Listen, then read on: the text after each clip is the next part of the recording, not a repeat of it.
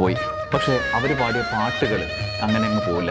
നമ്മുടെ ഉള്ളിൽ അതിങ്ങനെ നിറഞ്ഞു നിൽക്കുകയാണ്, നമ്മളെ വിട്ടു പോവില്ല.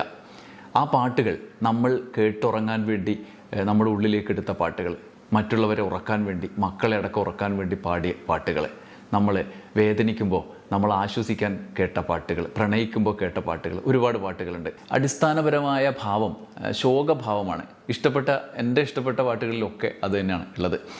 അങ്ങനെ നമുക്ക് നമ്മളെ ഓർമ്മയിലൂടെ എൻ്റെ ഉള്ളിലേക്ക് കടന്നു വന്ന ഒരു 5 പാട്ടുകളാണ് നിങ്ങളോട് സംസാരിക്കാമെന്ന് ഞാൻ വിചാരിച്ചത്. ഞാൻ ചെറുപ്പത്തിൽ പണ്ട് സ്കൂളിൽ പഠിക്കുമ്പോൾ സ്കൂളിൽ ഈ ടിക്കറ്റ് വെച്ചിട്ട് പ്രൊജക്റ്റ് ഇട്ട് സിനിമ കാണിക്കല്ലോ, അങ്ങനെ കണ്ടൊരു സിനിമയിലെ വരികളാണ്. ആ വരി പാടിക്കൊണ്ട് നമുക്ക് തുടങ്ങാം. ഇവിടെ തേരു നിർത്താതെ ഇതുവഴിയൊന്നിറങ്ങാതെ എനിക്കൊരു പൂതരാതെന്തേ പോയി പോയി പൂക്കാലം ഋതുകന്യകേ നീ മറ്റൊരു പൂക്കാലം. കേൾക്കുമ്പോൾ തന്നെ ഊഹിക്കാം, സംഗീതം സലിൽ ചൗധരിയാണ്, വയലാറിൻ്റെ വരികളും. ഭീം സിംഗ് സംവിധാനം ചെയ്ത SL പുരം എഴുതിയ രാഗം എന്ന് പറഞ്ഞ സിനിമയിലെ പാട്ടാണ്. നായിക ലക്ഷ്മി അവതരിപ്പിച്ച ശ്രീദേവി എന്ന് പറഞ്ഞ കഥാപാത്രമാണ്, അന്ധയാണ്. നായകൻ മോഹൻ്റെ മധുസൂദനൻ. അവരുടെ ഒരു പ്രണയാർദ്ര ഗാനമാണ്. അവിടെ അന്ധഗായികയുടെ ഉള്ളിലെ വേദന മുഴുവൻ ആ പ്രണയം വെളിപ്പെടുന്ന സമയത്തെ ആഹ്ലാദത്തിൽ ഉൾക്കൊള്ളിച്ചിട്ടുള്ള, അങ്ങനെ ആവാഹിച്ച ഒരു പാട്ടാണ് അത്. ജാനകിയമ്മയുടെ ശബ്ദത്തിൽ വരുമ്പോൾ ആ പ്രണയവും അവരുടെ ഉള്ളിലെ അടിസ്ഥാന ഭാവവും ഒക്കെ ചേർന്ന് വരും. കണ്ണ് കാണാത്തൊരു പെണ്ണിൻ്റെ വേദന, അത് കുറച്ച് ഫിലോസഫിക്കലായാണ് വരികളും വയലാർ എഴുതിയിട്ടുള്ളത്. അതിൻ്റെ ഒടുവിൽ നൽകിയ പ്രതീക്ഷയാണ് എൻ്റെ രസം, ആ ട്വിസ്റ്റ് വരുന്നത്. തനിക്കൊന്നും നൽകാത്ത ദൈവത്തെയോ കാലത്തെയോ ഒക്കെ കുറിച്ച് അവർ ചിന്തിപ്പിക്കുകയാണ് ശ്രീദേവിയുടെ പാടുന്ന വരികളിലൂടെ.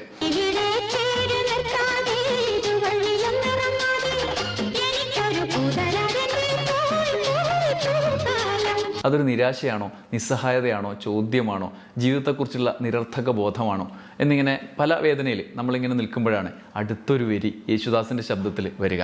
അതുകൂടി വരുമ്പോഴാണ് ജാനകിയമ്മയുടെ ശബ്ദം, നമ്മൾ കേട്ടുവിട്ട ആ ശബ്ദം ഒന്നുകൂടി വരിക. എനിക്ക് പൂതരാതെ പോയ പൂക്കാലത്തെക്കുറിച്ച് ആകുലപ്പെടുമ്പോഴാണ് നീ തന്നെ ഒരു പൂക്കാലമാണല്ലോ എന്ന് പറയുന്നത്. ശോകമാണ് അടിസ്ഥാന ഭാവമെങ്കിലും ആ പ്രതീക്ഷ പിന്നെ ശ്രീദേവിയെ അടുത്ത ഭാവനയിലേക്ക് നയിക്കും. അത് ജാനകിയമ്മ പാടും ഇങ്ങനെ: അകലെ സാഗര തിരകൾ, അവയിൽ വൈഢൂര്യമണികൾ, തിരകളിൽ തിരുമുത്ത് വിതച്ചതാരോ താരകദ്വീപിലെ കിന്നരന്മാർ. ആ പാട്ട് പല വഴിയിലൂടെ കടന്നു പോകുന്നുണ്ട്. ഈ ശ്രീദേവി അന്ധയാണല്ലോ, ആ ഒരു അസ്വസ്ഥത കൂടി നമ്മളിലേക്ക് എത്തിക്കുന്നുണ്ട്. ഒരു വരിയുണ്ട്: ഇരുട്ടിൻ കണ്ണുനീരാറ്റിൽ ഒരു പിടി മുത്തെറിയാതെ മനസ്സിൻ്റെ കണ്ണടച്ചെന്തേ പോയി പോയി കിന്നരന്മാർ. ഇരുട്ടിൻ കണ്ണുനീരാറ്റിൽ ഒരു പിടി മുത്തെറിയാതെ മനസ്സിൻ്റെ കണ്ണടച്ചെന്തേ പോയി പോയി കിന്നരന്മാർ.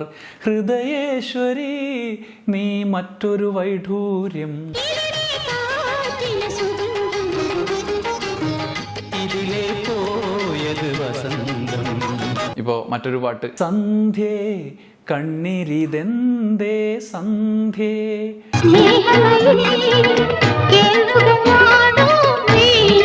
1977 മദനോത്സവം എന്ന സിനിമയ്ക്ക് വേണ്ടി ONVയും സലിൽ ചൗധരിയും കൂടി ഉണ്ടാക്കിയ പാട്ടാണ്. ജാനകിയമ്മയുടെ ശബ്ദത്തിൽ അത് കേൾക്കുമ്പോൾ ഉണ്ടാകുന്ന ഒരു വല്ലാത്തൊരു അവസ്ഥയുണ്ട്. ഇതിനോട് ചേർത്ത് തന്നെയാണ് അടുത്ത രണ്ടാമത്തെ പാട്ട് ഞാൻ തിരഞ്ഞെടുക്കുക. അത് ഉണരൂ വേഗം നീ സുമറാണി വന്നു ഗായകൻ, പ്രേമത്തിൻ മുരളി നായകൻ, മലരേ തേൻ മലരേ മലരേ. 1970 ഇറങ്ങിയ മൂടൽമഞ്ഞിലെ പാട്ടാണ്. P. ഭാസ്കരൻ്റെ വരികൾ, ഉഷാ ഖന്ന സംഗീതം നൽകിയ പാട്ട്. വന്നു പൂവണി മാസം, ഓ വന്നു പൂവണി മാസം, വന്നു സുരഭില മാസം, പൊൻതമ്പുരുമീട്ടി കുരുവി, താളം കൊട്ടി അരുവി, ആശകളും ചൂടി പരവായി ശലഭം വന്നുപോയി, ആനന്ദഗീതാമോഹനം, മലരേ തേൻ മലരേ മലരേ. മൂന്നാമത് മഞ്ഞിൽ വിരിഞ്ഞ പൂക്കൾ. 1980 ജെറി അമൽദേവ് സംഗീതം നൽകിയ ബിച്ചു തിരുമലയുടെ പാട്ട്, 80 ഇറങ്ങിയത്. മിഴിയോരം നനഞ്ഞൊഴുകും മുകിൽ മാലകളോ നിഴലോ മഞ്ഞിൽ വിരിഞ്ഞ പൂവേ പറയൂ നീ ഇളം പൂവേ. പിന്നെ വരികൾ അങ്ങ് നീണ്ടു പോകുന്നുണ്ട്. അതും ഈ പറഞ്ഞ കൂട്ടത്തിലാണ്. നമ്മൾ ഒരു പാട്ടിൻ്റെ അടിസ്ഥാന ഭാവവും വരികളും ഒക്കെ അങ്ങനെയാണ്. മഞ്ഞിൽ വിരിഞ്ഞ പൂവാണ്. ആ സിനിമ ആത്യന്തികമായിട്ടും അങ്ങനെ ഒരു സങ്കട സിനിമയാണ്. മോഹൻലാൽ വില്ലനായി വന്ന് ശങ്കറും നായികയും പൂർണിമ ജയറാമും തമ്മിലുള്ള പൂർവ്വകാല സ്നേഹം, നഷ്ടസ്നേഹത്തെക്കുറിച്ചുള്ള സിനിമയാണല്ലോ. അപ്പോൾ ആ പാട്ട് നമ്മളെ വല്ലാതെ ഉള്ളിലേക്ക് തട്ടും. അത് ജാനകിയമ്മയുടെ ശബ്ദത്തിൽ തന്നെ ആകുമ്പോൾ പ്രത്യേകിച്ചും. സ്വപ്നം, കണ്ട സ്വപ്നം എവിടെയാണ്?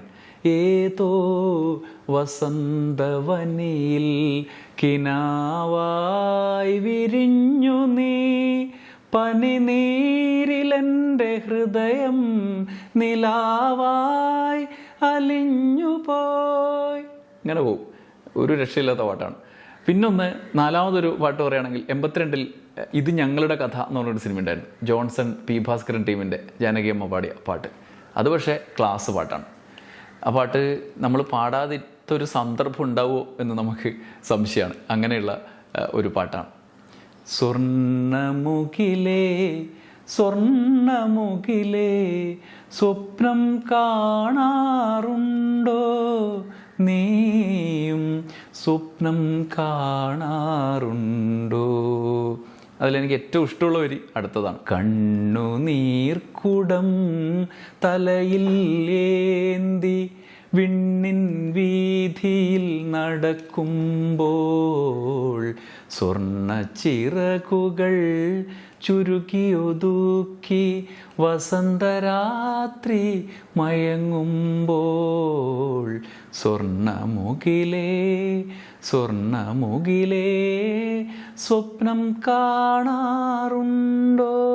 അതിൽ ഏറ്റവും അത് എഴുതുമ്പോഴുള്ള ഒരു ശാസ്ത്രബോധം നമ്മുടെ ഭാവനയെ എന്തുമാത്രം പ്രചോദിപ്പിക്കുന്നുള്ളതാണ്. അതായത് നായികയുടെ ദുഃഖം, ഈ മുകിൽ മഴ പെയ്യാൻ വേണ്ടിയിട്ട് വെള്ളവും കൊണ്ട് നടക്കുകയാണല്ലോ.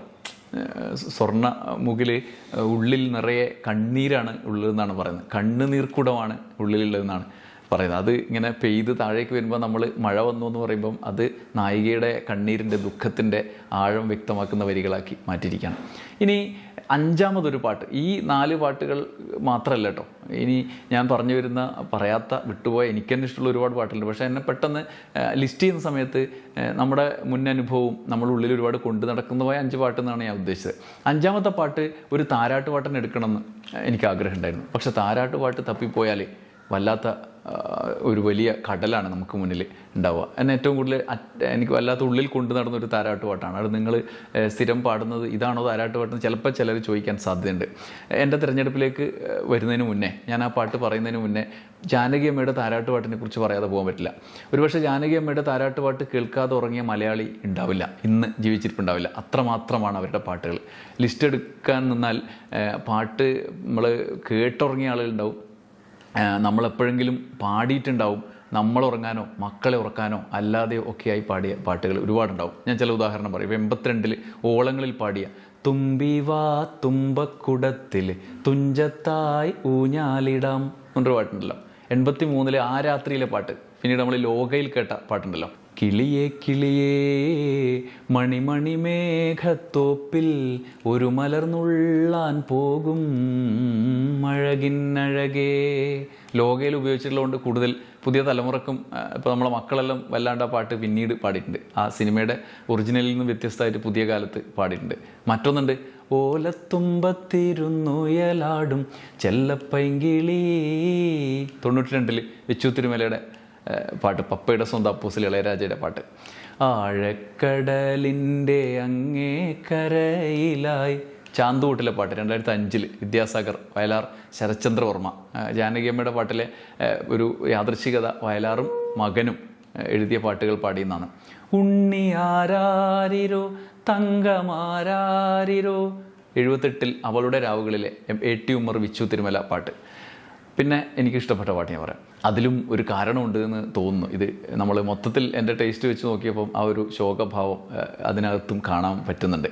മലർക്കൊടി പോലെ വർണ്ണത്തുടി പോലെ 1974 വിഷുക്കണിയിൽ ഇറങ്ങിയ പാട്ടാണ്. ശ്രീകുമാരൻ തമ്പിയും സലിൽ ചൗധരിയും ചേർന്നൊരുക്കിയത്. മലർക്കൊടി പോലെ വർണ്ണത്തൊടി പോലെ മയങ്ങൂ നീ എൻ മടിമേലേ, മയങ്ങൂ നീ എൻ മടിമേലേ. അമ്പിളി നിന്നെ പുൽകി അമ്പരം പുകി ഞാൻ മേഘമായി നിറസന്ധ്യയായി ഞാനാരോമലേ വിടർന്നെന്നിൽ നീ ഒരു പൊൻതാരമായി. ഉറങ്ങൂ കനവു കണ്ടുണരാനായി ഉഷസണയുമ്പോൾ മലർക്കൊടി പോലെ വർണ്ണത്തുടി പോലെ. എന്താല്ലേ, അത് വല്ലാത്തൊരു പാട്ടാണ്. ഞാൻ നേരത്തെ പറഞ്ഞ പോലെ തന്നെയാണ്, എല്ലാത്തിൻ്റെയും ഒരു ട്രാക്ക് ഉണ്ട്.